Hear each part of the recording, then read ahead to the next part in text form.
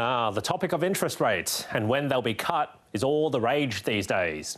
Last night, the Bank of England kept rates on hold at a 16-year high, even though inflation there has fallen to a very low 2%. Now, it's not quite the decision that Britain's PM Rishi Sunak would have hoped for. According to the polls, he's facing a landslide defeat at the upcoming election in 2 weeks' time. So a rate cut might have helped him out a little. As for Australia, rate expectations are like a game of musical chairs.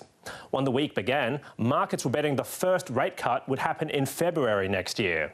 But the odds of that have since dropped to about 50% after the RBA decided to keep rates steady and warned the next move could potentially be a rate rise, which is not good news for small businesses, especially with the number of insolvencies hitting its highest level in years, led by the construction sector.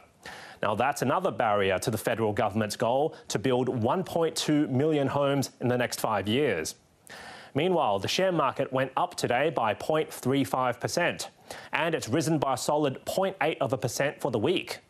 Now, one of today's worst performers was KMD.